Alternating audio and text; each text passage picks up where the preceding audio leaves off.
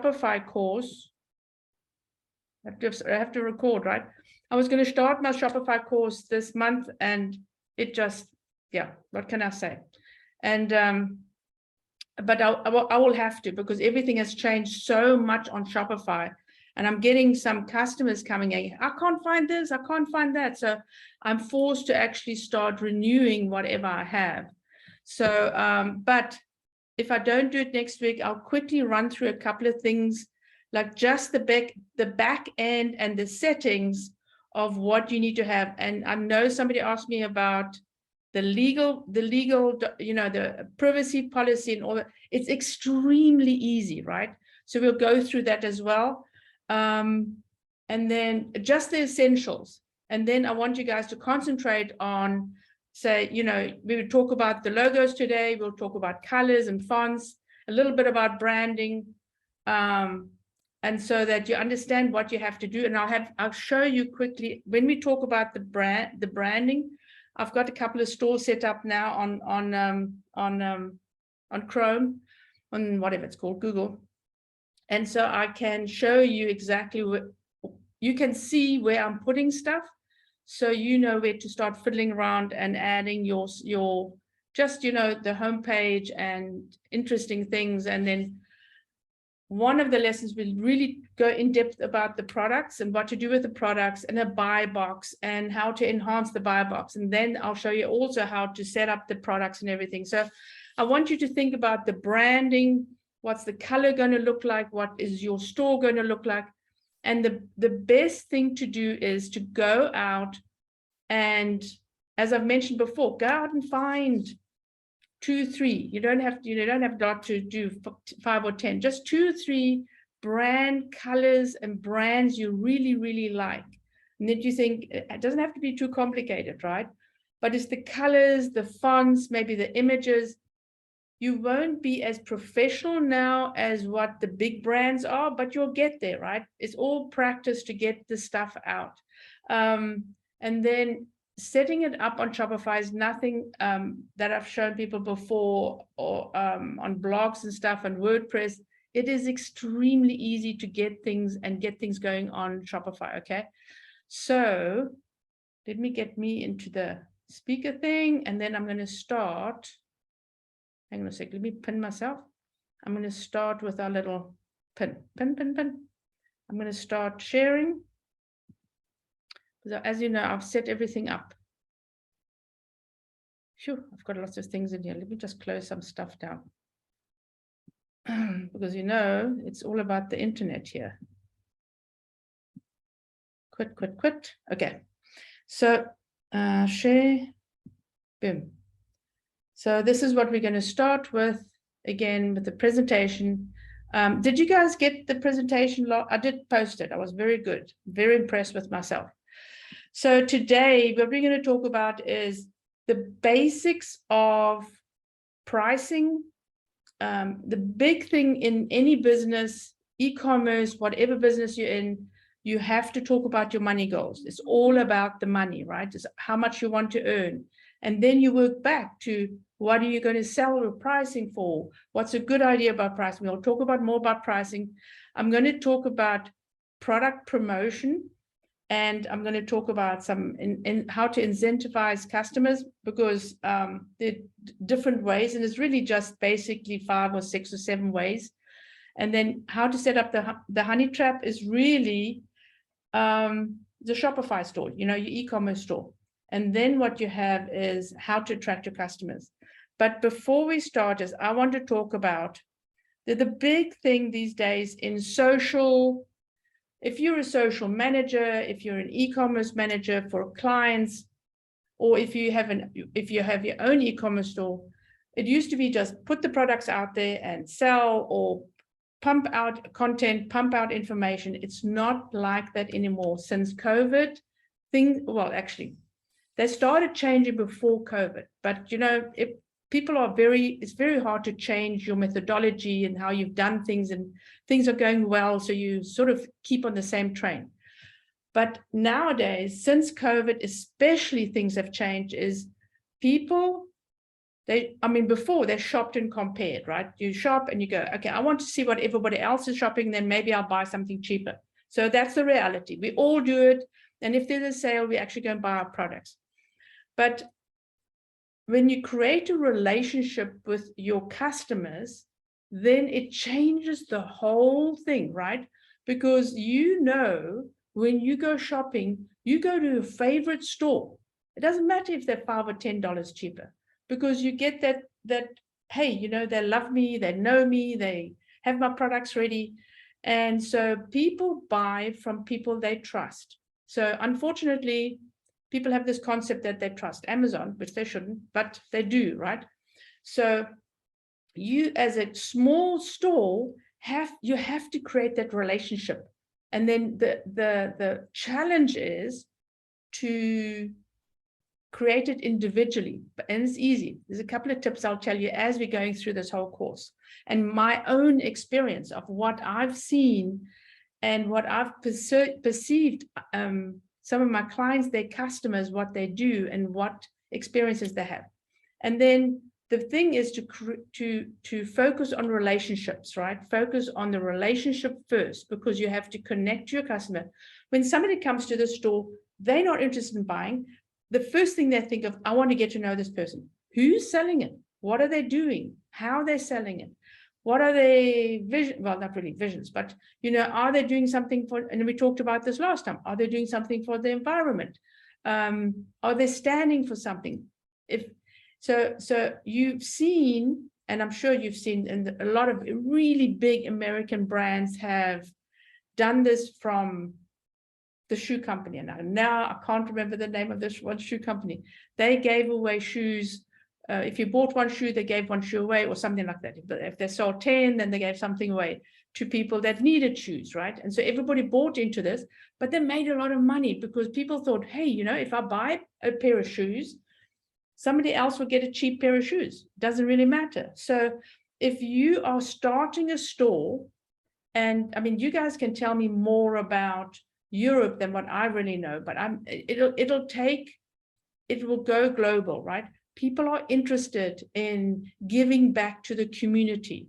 And so if you do something for your community, wherever you are, whether you are giving to the cats and dogs, or you're giving to cancer, or you're giving to, the local stores, or something that you are doing for the community, this is how you build your relationships with your customers. So sometimes it's not one-on-one. Sometimes it's like that thing you're doing that people are buying into. And then it's also an opportunity to stand out, because,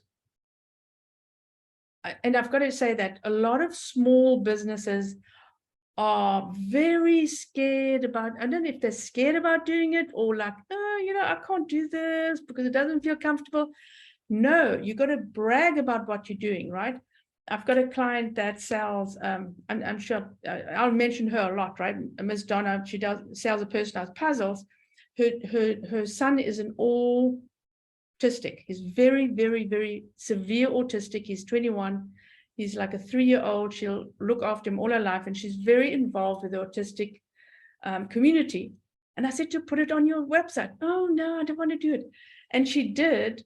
And we can't really see if it makes a difference, but she's been selling now for 10 years and there's a regular business. So I'm sure that makes a difference as well, even though you can't measure it, right? And then if you are selling, remember, if you're on social and you have a store, don't just sell. Don't just always have, hey, buy this, hey, buy this, hey, buy this. People get so put off by it that they'll block you. Okay, so you don't want to do that. What you want to do is give your customers information that they need to buy a product, right? So if you are telling them, and I should have products ready here. Oh, I've got some cool stuff here. So earrings, right? If you are selling earrings, for instance, so you think, well, I can't really say much about these earrings because it's jewelry. What do you say about jewelry? But you talk about how they're made. You talk about, so you have a community of people that supply you the earrings, right? So you talk about your community, what they do, how they do it, how these things, You talk about, women would know this, right? You can wear earrings, but you can't wear just the junk. You have to have silver because otherwise it's sore. And why does it happen? So you can give your customer a lot of information just about this. And that's when you sell, is when you give your customers information. So in one of the lessons, I will really concentrate on writing articles and information for your e-commerce store. And not a lot of e-commerce stores are doing it, right? It is amazing. And it's amazing how big it is to do this, because you track people to your store. They're not buying, right? Because they're here to check it out. So let me show you a graph. It's if you have 1,000 people come to your website, you've got 85% that are viewing the product or viewing your home site. They're just coming and visiting, checking you out. What's this going on? Then they go somewhere else, and they go somewhere else. They're comparing you, right? There's 5% only will add to cart. And that sounds terrible, right? So 68.5% will abandon the cart, which means it's not that they go, oh my, I don't want to buy this product, but things happen. The kids are screaming. The husband wants dinner. Your professor wants you to do something. The internet goes out. Your boss walks into the room because you're on the internet, right? There's so many things why people abandon the cart. And also that's why you have to have automation when people come in the store, when they're adding it to add to cart. You have to have that automation in place. It goes, hey, how are you doing? Are you still interested in this product? And come on, I'm sure you still want this product. And you don't send too many because you annoy them, but you can actually get customers back. Like 70% of customers will come and buy your products if you have proper automation in place and not too cheeky. And then 3% will check out. They'll actually get to checkout. And then what happens? Oops, this costs a lot of money. Maybe my credit card or my account can't handle this. Abandon cart. Again, you have that automation going. 1%, let me put it this way. It's not even 1%. It's like 5. Oh, this is a picture. Hang on, let me here. 5.5%. Let me get this here. I want to put this in here. This is reality. 0.3% when you're starting, if you're lucky, to 1%, up to, if you're very, very, very good and you've done all your homework, and up to 6%. If you get 6%, you are absolutely awesome. But then again, it is your marketing, is advertising, is putting yourself out there. That's when you get up to 6%, and you can probably have more up there. But when you're starting out, this is where you are, right? The 0.3, the 0.2, maybe 0.5. Doesn't matter how long you're selling. And so that's the reality of people coming into the store. This sounds terrible, but it's the most exciting feeling when you're actually selling a product. I promise you. There is nothing better than when somebody actually buys your product and you go, whoa, somebody actually bought my product. I can ship something out, right? A story I told family. I had a guy that had a retail store and an online store. And the retail store is paying $1,600 rent. He was selling fishing stuff. Don't know what that was. He was selling fishing tanks and just the equipment, no fish. And then he was selling more and more. And then eventually the online store was the same turnover as the retail store. So he closed the retail store and just went on selling. But he was also selling these little O-rings, just rubber O-rings, right, for pipes and stuff. And then his distributor said, I don't want to sell this. I'm only making 75 cents on these stupid things. I'm not selling.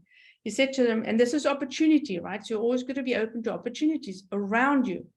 And he said to them, hey, can I go to the manufacturer and actually buy these? He says, yeah, go on, This is what happened, okay? This is also a serendipity, because what happened was, what's it called? Marijuana became legal in the United States per state. They're all lagging. Some of them lagging behind. It's not legal yet, but it became legal, so you could grow weed. And so this weed is grown hydroponically, which meant that everybody had pipes and they needed these O-rings. He was selling, I mean, he was packing like 2,000 of these things a day. I called him 10 years later. I'm always staying in contact with him. I emailed him and said, how is it going? He says, hey, I'm selling my house. I'm moving to Florida, buying a house cash. I'm going fishing. So those are the opportunities you have. And this was, he made $2.50. The price was $2.50 on this O-ring. So my internet is, hang on. I'm going to mute myself because I have to shout to my sister. Hang on.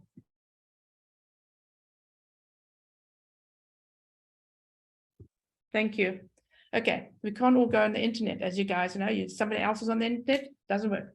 Okay, so you can make money out of something small like that. Okay, and we'll talk about pricing just now, and you can make something out of, you know, a bottle of water. Say, for instance, a fancy bottle of water for $25, or again, you know, if you have really, really fancy stones on this earring and say it's gold, you can sell it probably for $2,500, right? So the price depends on your product. So let's talk about pricing. Now we're going to talk about pricing, but that's also very important. So when you have a product and you have to decide what is this product going to go, what's the price it's going to be? Obviously, you've got to look at the bottom line. How much it costs you to produce the product, or how much does it cost you to actually buy? I come back with my earring. How much does it cost you to buy? If you're making this, right? This part, all these parts, put it all together. This is what it costs you. But you also have to calculate, okay, I've worked 3 hours on this, okay? And then what if I'm really successful and I have to produce more of this than I can make by myself? So now I have to employ somebody to actually make this.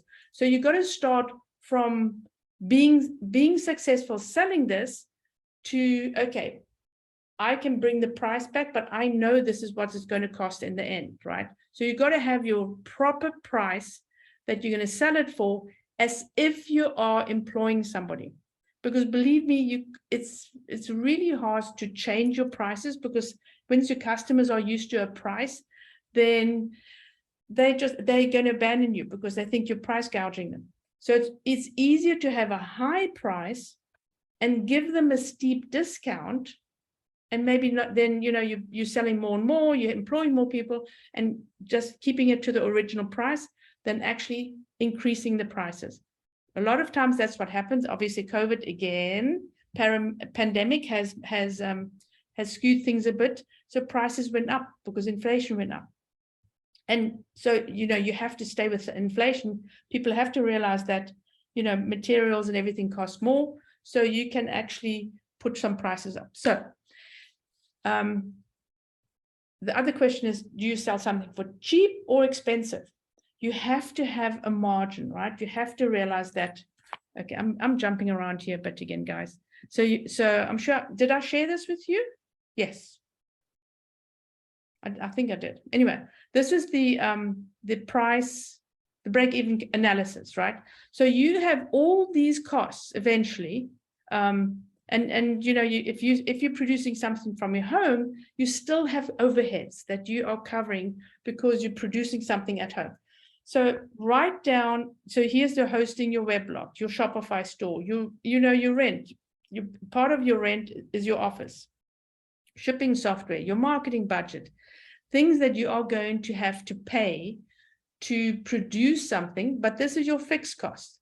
So then you have your variable cost, that this is what your product's going to cost you.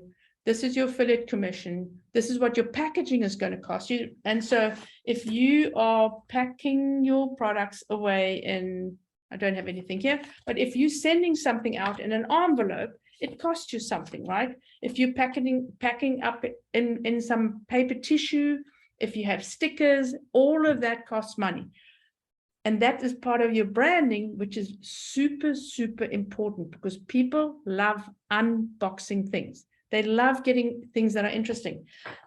People would rather, they would actually come and buy more from you if you have even an envelope. If you stuck your product in and you wrapped it nicely and you got a nice sticker on it and you have a nice card in there and you have a discount, hey, come back and I'll give you another 10% discount, they will come back to you because they feel special. So you got to make your customer feel special from the beginning to the end, right? And so in this scenario, so you have your total for your variable costs, and sometimes it's like guessing a little bit, but your merchant costs are fixed. Say for instance here, I've just added things that you've got to think about eventually. Part-time employee that helps you, delivery product from supplier. Buongiorno, siamo primi in classifica Fini, primi in classifica radio con il nostro ultimo singolo Ricordi. È uscito il videoclip, giusto? Okay, thank you. Phew, give me a heart attack there. Okay, so you got to also, then you have your fixed costs. So this is where you add your costs in. Oh, I can't add it in here. You will add, so one of my products for my client costs $109. So that's for instance, it's his fixed cost, $109. His variable cost per product is $51. It's just this is a guesstimation, right? So his contributing margin that he's going to earn on the product is 58, and that's reality. You can't say, okay, I'm selling the product for 25. My basic cost that I'm buying it for is 15, and in between is my profit margin, is my contribution margin, right? You have to really look at all your underhand costs. There's so many businesses go under because they're not pricing the products properly. And you rather do it again, rather price your products a little bit higher, and we'll come into that also a little bit. I think we're going to discuss it today a little bit later. Yes. You rather price it a little bit higher because you can always have a sale, right? There's always opportunities to have a sale. And then here, the break-even unit. So to make back his money, to pay his rent, and I say he or she, your bank costs, your web hosting, your accountant, your insurance, all this stuff, you have to sell 15 units before you actually cover your costs. So this is a really, really good little spreadsheet to have to work out what it will eventually cost you. And, you know, in the beginning, you won't have any of these, anything major, but you always have to have it in your head, you know, as you're growing, okay, what are the costs? And then obviously, you know, a good thing is if you have affiliates, it's like your sales team.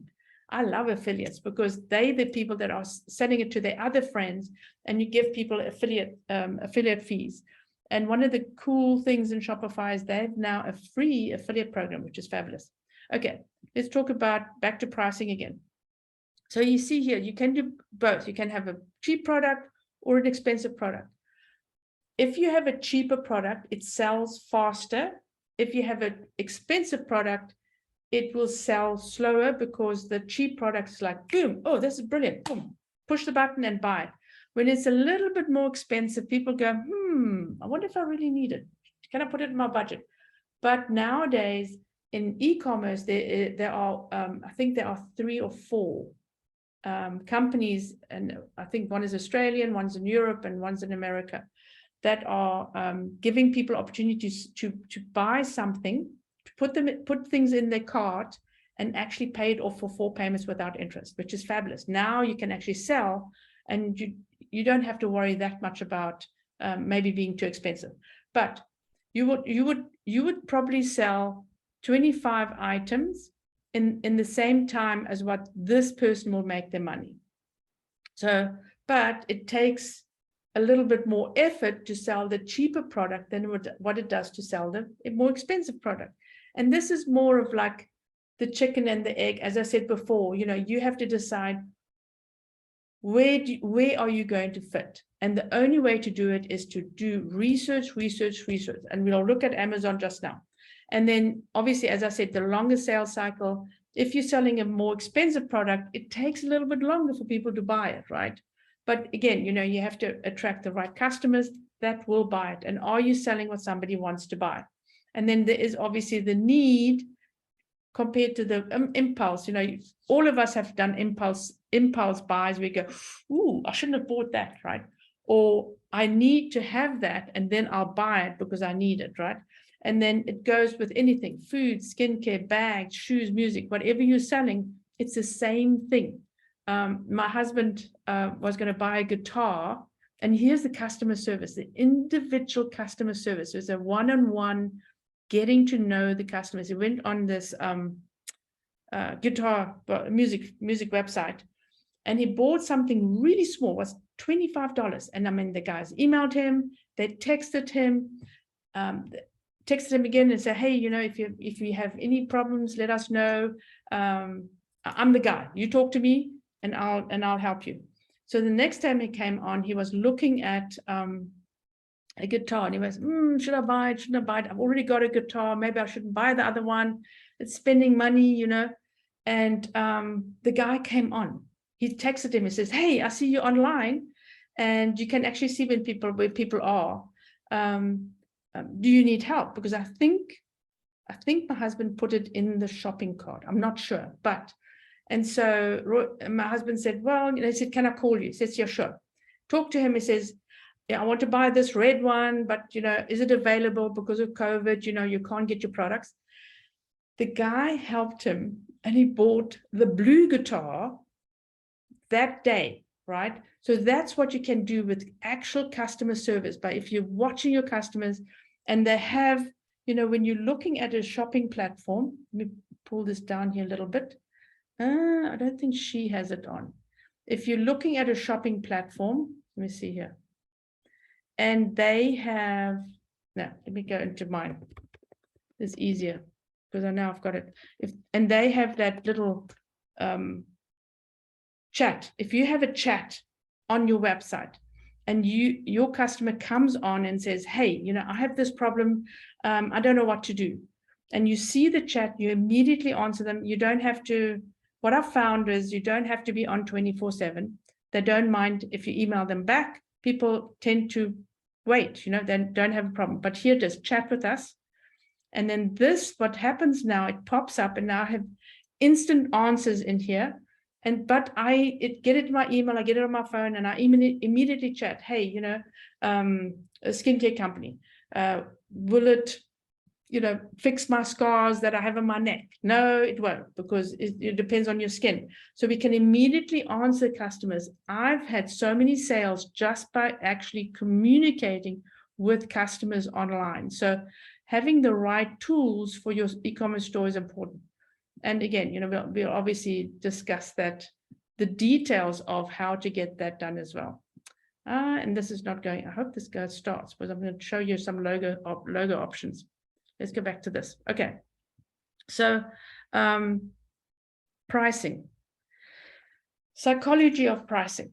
I love this, right? Because do you sell your products for $20, or do you sell them for $19.99, right? What sounds better? Obviously, in your head goes $19.99 is cheaper than $20. It's 1 cent. But your brain says it's cheaper. That's the psychology of buying. So this is a lazy, I looked on Amazon, and I popped onto a couple of products. Look here, 68. He would probably have a lot more sales, or she, if they actually had this at $67.95, because it just sounds so more expensive than with cents, right? So you got to have your price with cents. Here's another tip, is having the price not 99, but actually 47, 37, and 7 is a good number for some reason, right? For some reason, 7 is always a good number. But if you have it a little bit low, so $19.99, the only way you can make your products more expensive is if you price it now $23.99, right? You can't go to 21, because it sounds odd, because that's like, you know, expensive again compared to $19.99. But if they're buying it at $24.99, it sounds a little bit better than 25, you know. And so having it at an odd number, people don't remember. They will remember the $19.99, they won't remember the 1947. So you can put your prices up a few cents at a time. People don't remember the prices because they don't remember whether they paid 37 cents or 47 cents or 57 cents. A good example is my books on Amazon. So I sold them for a price, and I thought, I wonder if I check if I can get more sales. Smack them down $5 to $19.99. I sold the same. So I thought, I wonder if I sell some more. Smack them up. I sold the same, and I actually sold more. Go figure, right? Go figure. So pricing is a game, right? So you have to test your market, and that's what we do with customers all the time. Maybe we should put it up at 1957, and maybe we should sell it at 29. Maybe, but looking at the competition and seeing what the pricing is really like. Obviously, there are softwares that do it for you, but the best way to do it is when you go on Amazon and you start having a look at the products that you are going to sell, what the quantity is, right? You always compare on the quantity. Look here, climate pledge friendly. Haha. I've just noticed that. Anyway, and then what are they selling? What's the contents? What are they promising? And what is the pricing? So you got to look at, and Amazon is a really good indicator of pricing. Not always, right? Not always, but most of the time. To see what are people actually buying, and then go to the store, right? Go to the shop and go, what are the prices of these products that I want to sell? Because you can see what the prices are as well. Although you have to remember that, they have a retail store, they have overheads, they have electricity, they have staff. So obviously the prices are a little bit more, but they also have to be very, very competitive. I mean, there's just no ways around getting more competitive. So looking at pricing, I can talk about pricing all day long because it's fascinating, and there's no right or wrong answer. No, you just have to make a decision and go with it. And then, so what happens as well is, when we're going into some goals in a minute about selling, what happens, I was going to say something about pricing. So yes, about pricing. So when you're giving a promotion, so that's why I'm saying, put it up a little bit more. And think about, if I'm giving promotions for Valentine's Day, Mother's Day, Grandfather's Day, Christmas, whatever day we have, I want to give, like, what is the competition doing? They give 25% during Valentine's Day. That's coming up. Your prices have to come down to 25%. You look at your margin and you don't shrink your margin too much because you want to make money. So you make sure that price can absorb the 25%. My little boutique lady here not here in Africa, in America, she sells very, very high-end children's clothes. I mean, high-end. And so she sells them, say for instance, a little dress for a little girly, 4 years old, $150, okay, which is like, phew, you've got to be kidding me. But what she does is, it's very it's very seasonal. So every season she has new stuff coming in. So and clients don't, funny enough, clients don't want to buy the clothes that are cheaper because they're out of season. But then you have the shoppers that want the clothes that are out of season because it's cheaper. They don't mind it if it's not in season or not, right?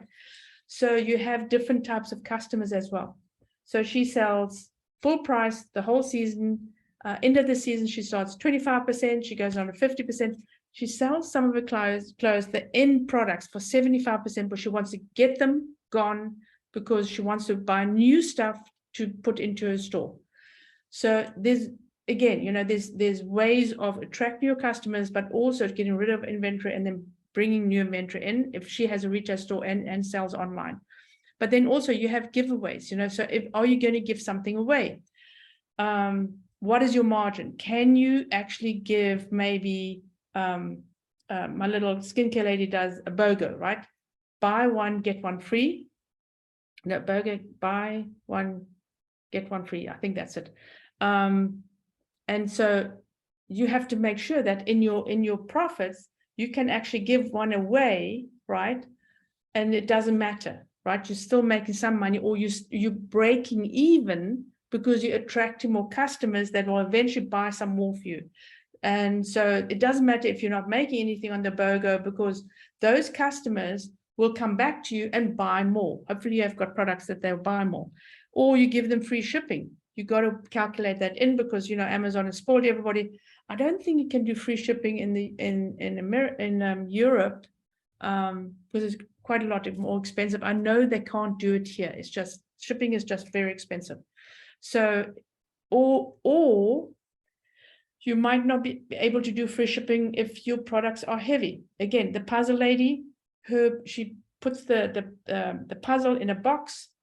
The puzzle is a cardboard, the box, so it's heavy. She can't give free shipping because the whole thing costs her $7, and her margins are fixed, sort of, because of the competition, right? So you have to look at your competition. What are they selling it? So there are ways to increase your margin. So what we did for her was we actually put in a what's it called? A fast order, $5. People are buying it, right? Oh, I want mine today. And she was doing it anyway. I said, why not charge people for a fast order?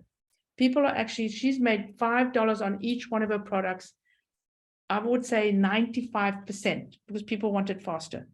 And she doesn't mind, but she does it faster anyway. So there are different ways to sell your product. So you have to think about the pricing. Again, it comes back to the pricing. What are you going to do here? Buy one, get one free.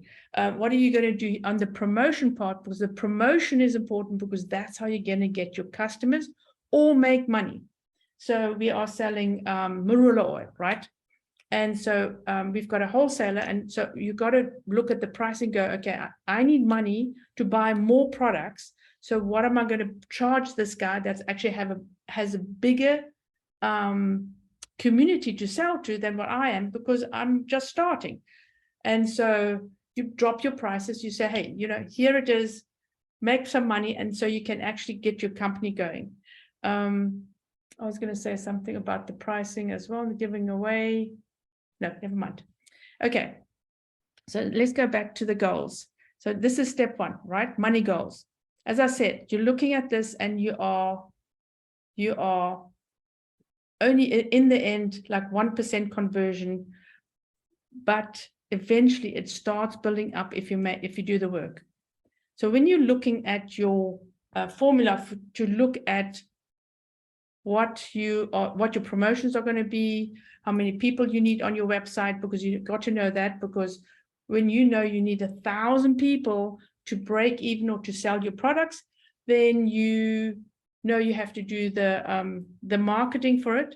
And then you also know, okay, how much money you're going to make. So here is you have your goals per year, right? I want to make let's look at this one. I want to make like $1,000 a month. Month or year or whatever, it can be month, year, or week. And then, what your products or services cost. How many sales do you need? How many customers do you need? So sales and customers are not the same, because you can have a customer that buys 2 or 3 things, right? Or you have, so you want to know how many sales you have, and then how many promotions are you going to have, because you've got to attract more customers.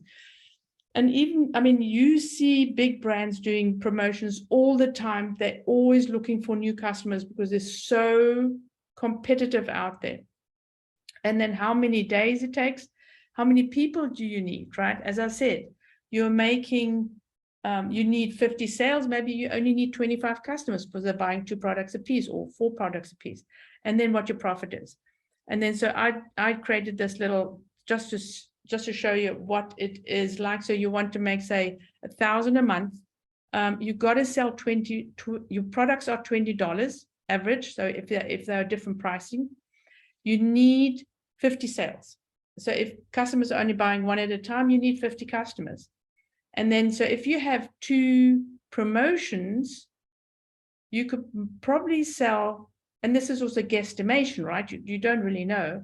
If you're selling 25 products, then you halve your monthly sale, and then you're bringing in more customers that you are selling for. So you have your long-term customer value, which goes up because once you have a customer, you can email them and get them excited, get them to come back and buy again.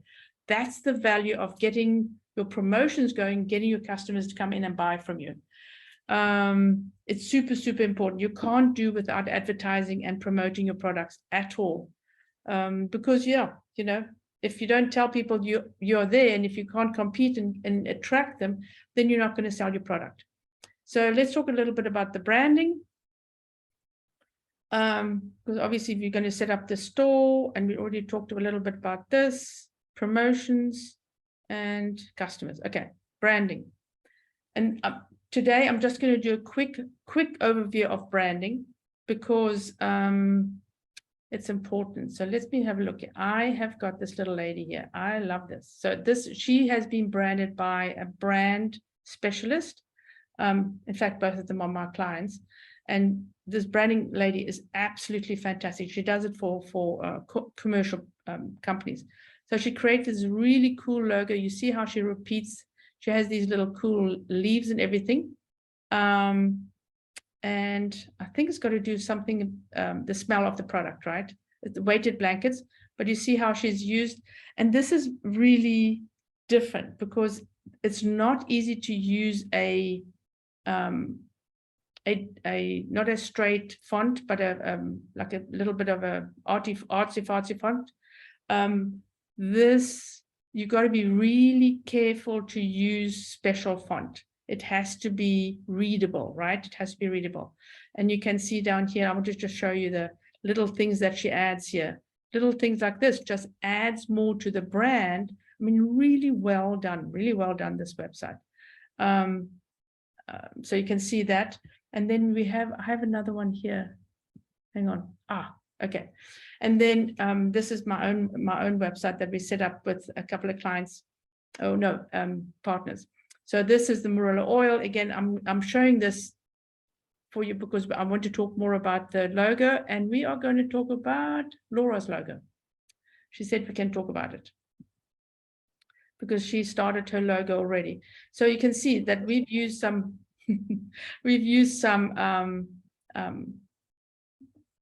what's it called? Just general photos. We haven't got real photos yet. We're only just starting. But you can see that we're using just 1 or 2 colors in this website. So keeping it less colors is better, right? Less is more. Nice white space, being very strategic with your pictures. But look at this here. So let's talk about logos. And Laura, I'll come to your logo in a minute. So you see here that my designer created this logo like this. So you can't read this at the bottom. Yeah, and then you're looking at your phone, you can't read this. It'll look great on the product, which is fine. And this is fabulous as well. But with the little font here, don't worry about it. Only use some basic font for your website. So let's go into Canva. So what I did was I created this for you today. Can we see this? Yeah. So this is a better logo for the website. Why? Because I have to look here underneath the pictures. Let me see if this one, oh no, this is okay. But let me look at the chocolate one. Naughty Bites. I think it's Naughty Bites. Oh, chocolate. What's the chocolate name again? Forget the chocolate name. Naughty something chocolates.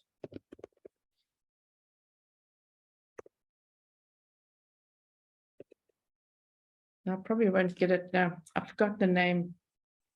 Naughty Bites. Chocolates. Should know better. Okay, never mind. Because why I'm saying this is when you have a logo like this, right? When it's square like this, then you have this real estate here that's white, and that real estate which doesn't work for you. So that's why having a longer logo is a lot better.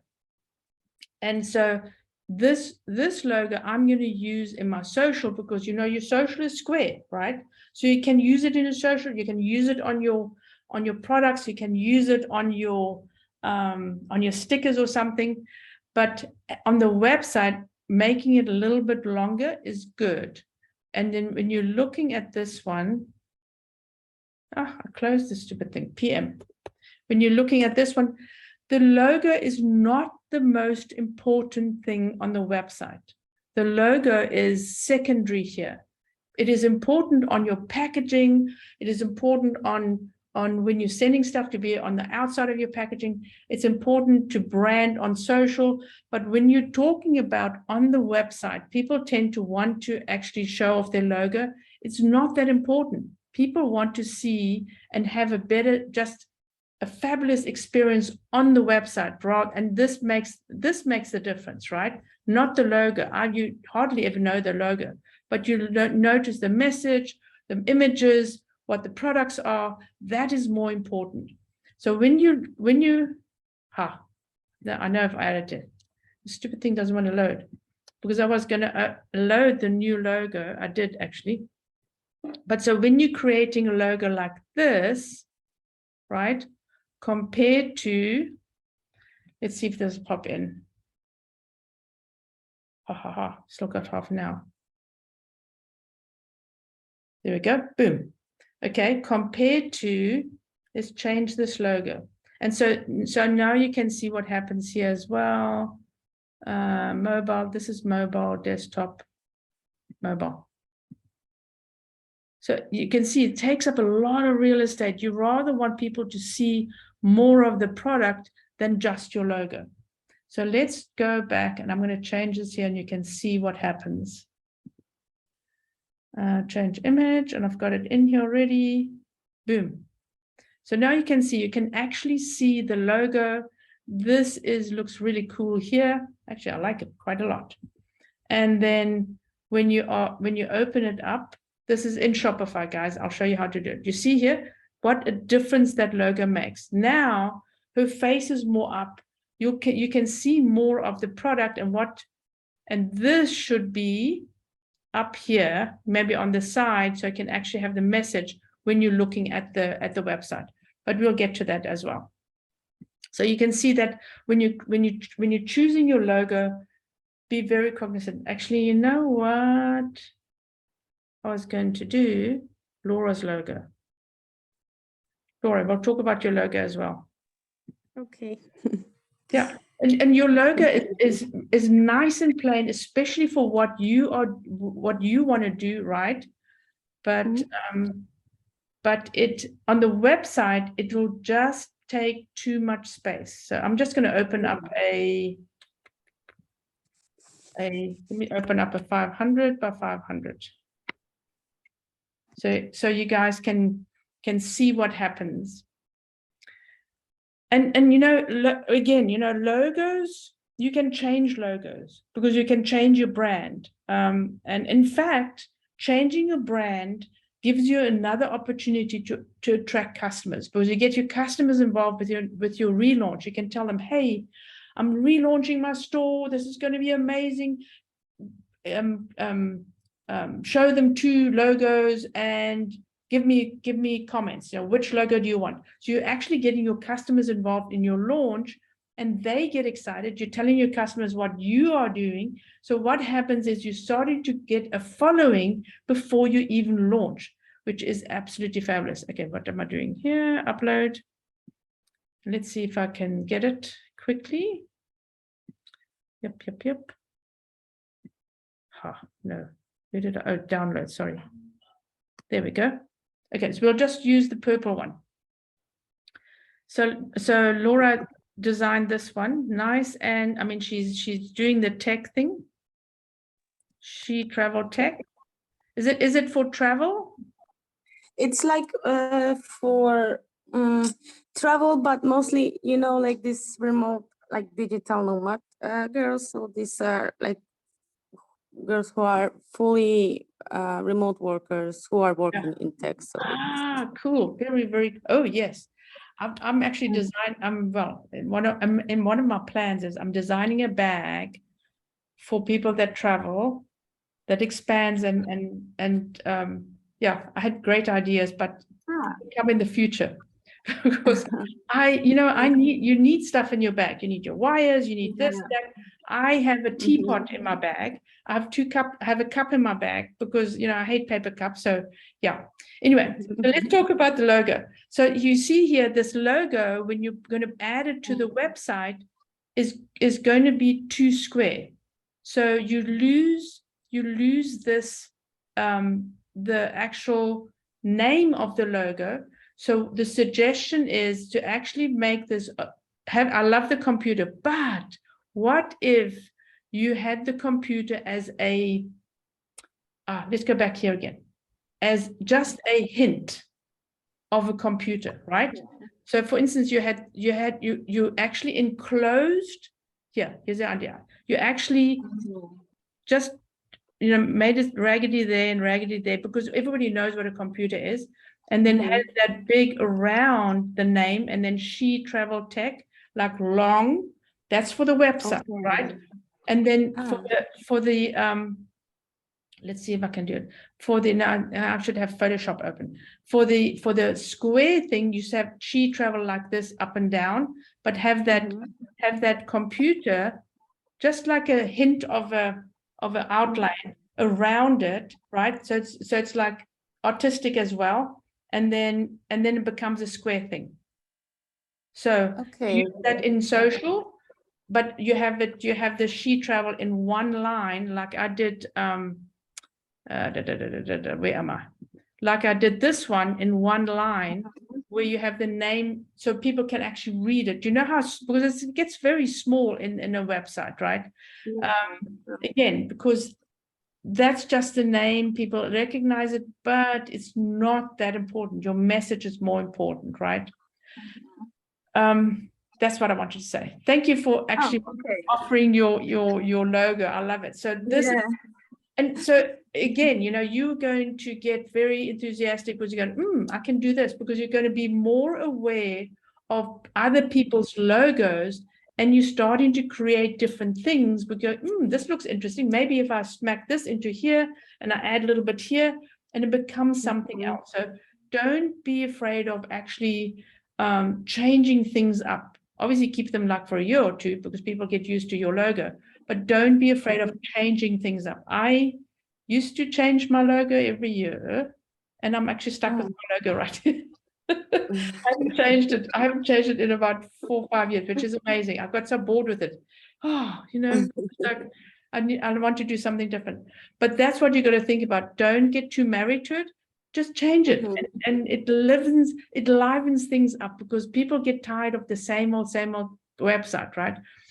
Colors are also important.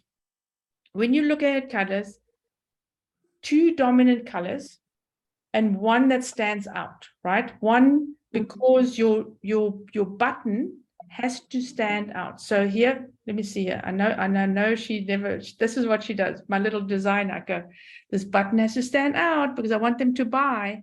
So this button should not be the similar color to this. There should be something that maybe a red, but in the same tone, right? In the same tone.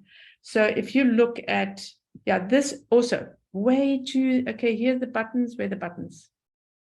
Any buttons? This is sort of fades into the background, right? So if you have something that says, let's see what the products are. We just changed. Okay. One more thing. I love that this has popped up. You see the photos that are different sizes? No, right? They have to be the same size. This looks so messy. And this is a professional. If you want to look professional, your photos have to be the same size.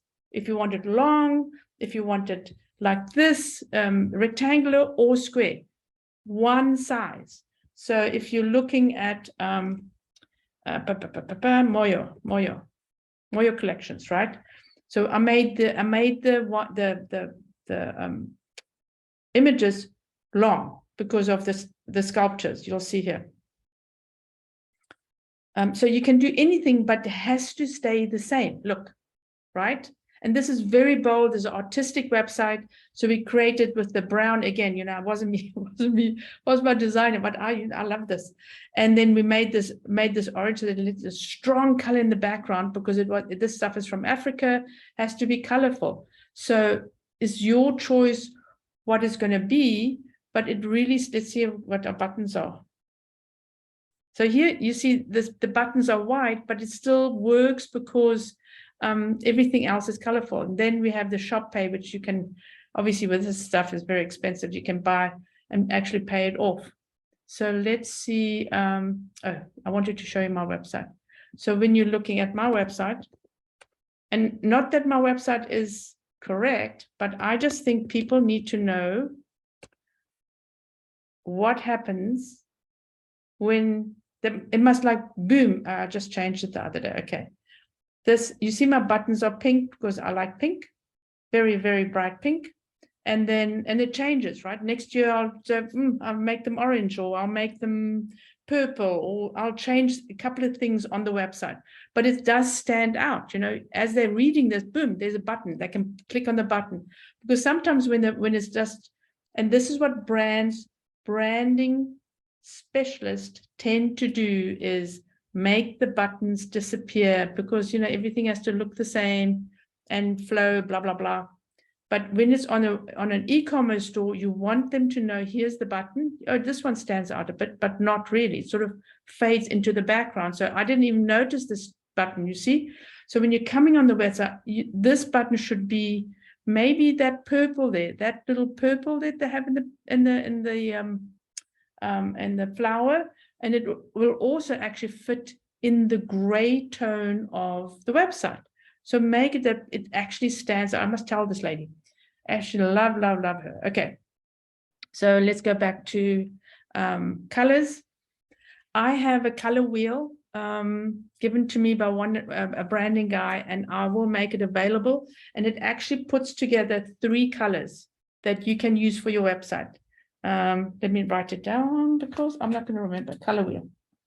I know I remembered it. I'll put the link in Teams as well. And it just shows you, I can use these 3 colors together, but also always have the colors as the same similar tone, right? So, yeah, they mustn't be too clashy when you're looking at it, right? So, but believe me, I will tell you if it's too clashy on your website. The fonts, you can use just plain font like I've done here, or you can use a little bit more a fancier font if it actually suits your product and your brand. Again, you've got to decide what for your actual brand. So what do we do here? Just normal, just plain normal. That's also good enough. Font, photos and images. Again, right now, obviously you can't afford to have models and things on the website. If you really want to sell well, if you're selling well, buy your images, because that will make you stand out, because you won't use the same free images that everybody else uses. But I have to tell you this, Kalahari Gold is using, I'll have to ask her if she's using bought products, or just this one here is just a general, not actually coming out. This is just every single skincare company, small skincare company has this image. So I want that out. So you got to use something that when you're looking at the other websites that they don't have, because otherwise you start looking like everybody else. You want to stand out a little bit. So buying your own photos is a good idea. Website. Oh, yes. So where do you use all this, right? Because your logo can be square. So when a branding designer actually designs a logo, that design you a square logo, and Laura has a white logo, right? You can put it on a dark background. You have a long logo you can put on your website. You have a logo that fits in a circle. If you're looking at Facebook, I think Facebook business page is a circle, right? You make sure that your logo looks nice in a circle, not cut off or something. And the amount of times you see a brand has a logo and it's cut off. I mean, come on, people, you know, so you've got to make it stand out and it must look professional. Packaging, hugely important.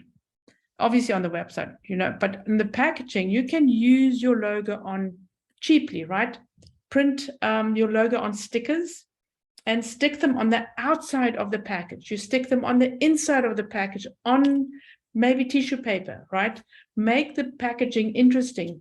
When you can create a stamp it on your package. You can create a stamp. One of my clients had, she created rude greeting cards, very, very rude greeting cards. But anyway, and she had this little dog and she loved this little dog. And so she made the dog, she was a bit shy about these rude greeting cards. So she made the dog the boss of the website, which was fabulous. This little dog used to, you know, when you're talking, there's an app that makes the dog talk. She did her ads like that, which was fabulous, right? Fabulous. She had the dog paw on the thank you note in the card, saying thank you for buying this greeting card, which was fabulous. So just to, you know, she really is still selling these greeting cards. I can't believe it. So you can do really different things with whatever you're doing with your logo or on your packaging. What I do as well is when I buy something, I really notice how people package their products. And check Apple. I mean, when you buy something from Apple, it's an experience, right? You don't want to actually throw this box away because it's solid and it's fabulous. We can't afford it yet because you're only starting, but it's a good way to actually aim at something like that. Packaging is very important. And I wish I can remember the chocolate because she did such a good job. She made the chocolates. She created this store by accident, the business by accident, made the chocolates at an event. People said, are you online? She said, no. She started online. She had a ribbon around the box. She had something in the bottom of the chocolate box. She had a beautiful packaging on the outside. So sometimes spending a little bit more on your packaging is also important, not just selling your product. As I said, on social, you know, your look has to be the same on social. Again, when you're promoting your products, when you're selling your product, and I've got 50 minutes. And obviously, you can merchandise, right? Your logo on merchandise as well. When you think about, say, for instance, if you are selling T-shirts, or if you're selling whatever, hoodies, T-shirts, whatever, you can actually put your logo on the back, on the label. That type of thing you've got to think about.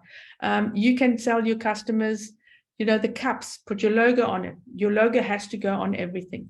So when you're creating your logo, create different types of logos because I bet you can use it everywhere. All right. And this is, I mean, you know, branding is such a huge subject, but I want you guys just to start thinking about what are you going to do in your Shopify store when you are going to create it.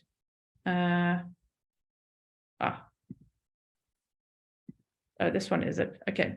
So when you are in your Shopify store, let me go out here. When you are in your store and it changed. They change things on me again. They do this to me all the time. Okay. That's why I have to redo my books again. Look at that. Okay. And I wasn't here, yesterday? So you can see, you can view your store, but here you customize. When you go into your online store, themes, you open this, hang on, let me go back to home. So you see online store, you open it up, you see themes.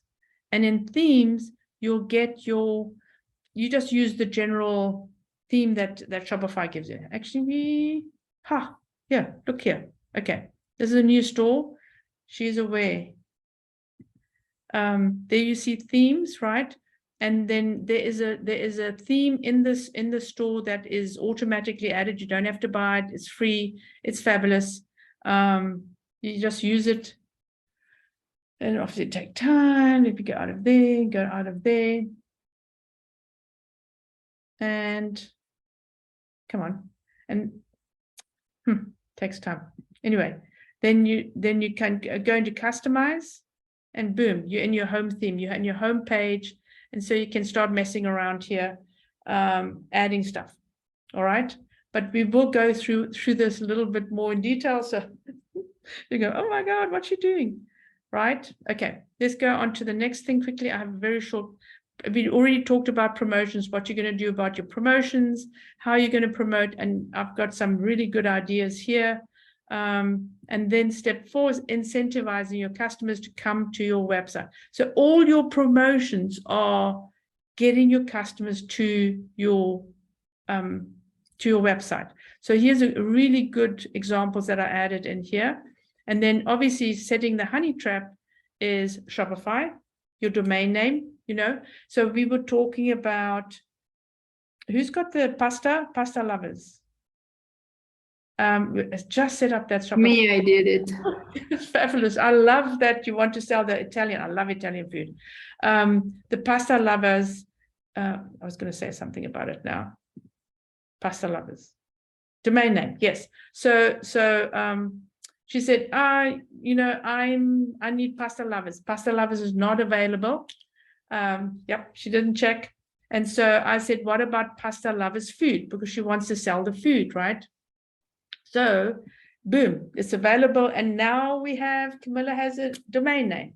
So when you Yeah, I mean, I checked like when I filled the form and it was available like .com, everything. So probably because it took me so much to find the right name, and probably someone took it in these 2 weeks or whatever. I know. So this is the thing about domain names.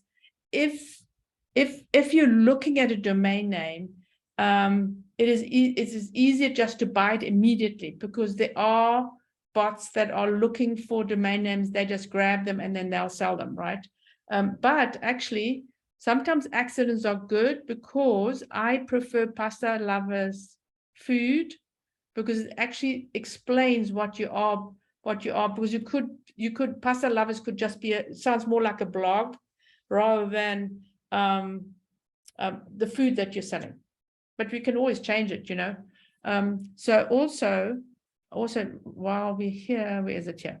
So when we are, I've finished all that. When we are in, let me see if I can pop in here. When we are in Shopify, edit homepage, and you have given me the names that you're interested in, you can always change the name, because the domain name is not in Shopify yet, right? You might have registered your domain name, but it's not in Shopify yet, because it is in, if you see at the top here, it is here, this Kalahari. Okay, this wasn't a good example. Let me go into, yeah. You see here, my first domain name was Veronica Lee Jeans. I actually lost the domain, which is very embarrassing. So it's Veronica Lee Jeans. And so then I registered Veronica Jeans as well. But I managed to get hold of my Veronica Lee Jeans again. What? Is it a problem loading my site? Come on. And so don't worry about, oh, I want to change a domain name. It's really just a Shopify admin name. It has to do this to me, right? But you can change it anytime you want to. So you can actually put any domain that you want to in your Shopify store. So once you are set up and you're actually going to buy your domain name, boom. I want to show you quickly. You've got 10 minutes. Running out of time. Here. Gotta love internet. I'll be so glad I'll be back in the United States. Decent internet. Well, maybe not. I'm on the boat, right? Okay. When you look here, domain name. I have several domain names. So my domains are Veronica Jeans. I've got a subdomain. I've got my e-commerce planet, several different domains pointing toward my main domain. So every time I create a book, I create a domain name. It points to my website. But here also, this is there's a redirect. This is also a domain. This is a domain. You don't worry about the www. It automatically creates it. Top Flight e-commerce is a domain. goals and content plan as a domain. So I've created several domains that all point toward my main domain, because obviously I've got these products that are pointing to my domain. So what I'm saying is, if you have a domain, pasta lovers food, I was going to say pasta food lovers. That sounds better, actually. So you can actually create a domain that's not part of this Shopify domain. Okay, so don't panic. If you want to change it, not a problem. And even then, if you want to completely change your domain name, you can easily do it and just point the domain to your store. As I said, I've got several. And if you look at, let's see if I can get into hers. If you look at the Missing Piece Puzzle company, she's got, I think, 10 domains, all pointing to her domain store. Personal puzzles, Venus puzzles. She finished, registered the plural of Venus puzzles, so it's a competition. So she has several domains that are actually pointing to her main domain of her store. So again, if you want to change it, it's not a problem. And then Canva, you guys create an account on Canva. It is for free. I think it's for free. Obviously, some of the things you won't be able to do unless you buy it. Canva is absolutely love Canva. I create everything in Canva. I create my video covers. I mean, everything. We create cards in here. Here we send our customers an individual card with every product that we send out with artistic Moyo collections. And I create every single card in here. I create a print. I actually create a print of it, a PDF, and I print it off, and we send our customers an individual card. You see here the 10% off, and then this is like, I made it as if it was handwritten, right? But so it looks good. And then we always talk about the artist. So that's another, I mean, everything I create, I've created my back end of my book. I've created my planner in here, which is absolutely fabulous. Where's my planner? That I'm also selling on Amazon. So I literally create everything, my hero shots for all my images for my website. Yeah, I can just go on and on about Canva. Love. And you also can take the background out of everything, which is fabulous. Okay, phew. So mobile phone videos are very important. Collect videos, create a couple of videos for your website, short minute, just to show them how your product works. I would love to see some videos on your Shopify store. I'm going to grade the store at the end of this lesson. I'm going to grade the store, but you will, with my help, you'll have something fabulous. Okay, this is the break-even analysis worksheet, is literally for you to use in the future, if you are using it for clients, or if you're using it for your own store. It's always updating it. So this is free for you to use. And then obviously you need to, you don't. Shopify has an in-house email provider, so you don't need these. You can just start Shopify yourself, and then we'll also do the automation. And obviously you also need social media accounts, right? So you need a Facebook business page.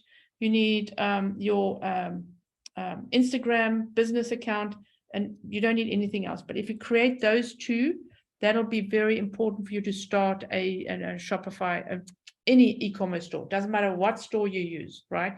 Because you have to set up your homepage. So homework for this week. Let's say you are going to have a look. I want you guys to create a logo and decide what your color palette is, and add the color palette to your store. Now we're going to start having fun.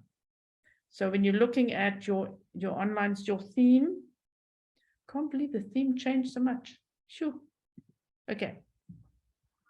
I've got so much work to do. Okay, so when you're looking at your theme, go on. Look at that. then you'll see, let me see where it is now. They're going to change things on me again. Can you believe I wrote a book on this stuff? I'm in this stuff. I'm in here all the time, and they change things for me. I wonder what this is. Theme settings. Look at that. See, theme, and it happened the last time at my e-commerce classes. They changed it as I was having the lesson. They changed right in front of my eyes, and I thought there was something wrong with my computer. So here you see on the side, here you'll see colors. That's where you put your colors in. And start playing with it, right? Put your colors in. Look, I've got this odd color in here. See where the colors are. You're not going to use, obviously, this is a lot of colors in here because I've got a board theme. And then here's typography. These are your fonts for your store. So if you're looking at, and it depends on the theme as well, you know, you've got all your normal ones. Do they have fancy ones? Let's see. So sometimes you are a little bit restricted unless, I need to look at that other one, how she got that font in. Unless you are you can upload a font. You see here? A little bit fancier, you can load more. And keep to main font is, you can make it whatever, and then your normal reading font, normal, right? Arial, that's it. No choices. Don't make this font fancy. You can only do your whatever that is, your titles fancy. Oh yes, let's go back to here. Then go out of fonts, theme settings. So here, oh okay, that's how it goes. Yeah, so it's the colors, typography. So nothing else you need to worry about, because this is very easily added, and then we'll have a look at it. Hang on, what's this? That's nothing. And this, so that's what you got to watch. So start playing with fonts. If you want to add, say for instance, this is my header. Have a look at it. The best way to get to know any software, play with it, right? Play with it. Nothing hard or fast, but what I would like to see is, if I pop, and I'm so glad we've got a small class, if I pop into your Shopify store, I would love to see that you've started adding a logo. It doesn't have to be fancy, just whatever you want to do, and then adding your fonts and maybe a main picture, a main heading, right? Something. So, and then, you know, obviously whatever you're adding has to be what you're selling as well. You can't just add willy-nilly any picture. So let's see here. Let's go to the missing. And sometimes people don't do what I tell them. They just do their own thing. This is not a good thing, right? So she's added, you see how she's added her products in here? So just think of, what are you going to sell? What are you going to add to your products?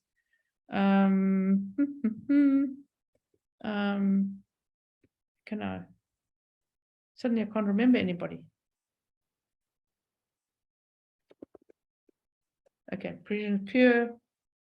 Again, and one is 8 o'clock, so we're going to go now. One quick tip: the top part here of your website is always going to change. This is going to change, right? Because it goes with every promotion that you have. Your home, this is going to change according to your promotion.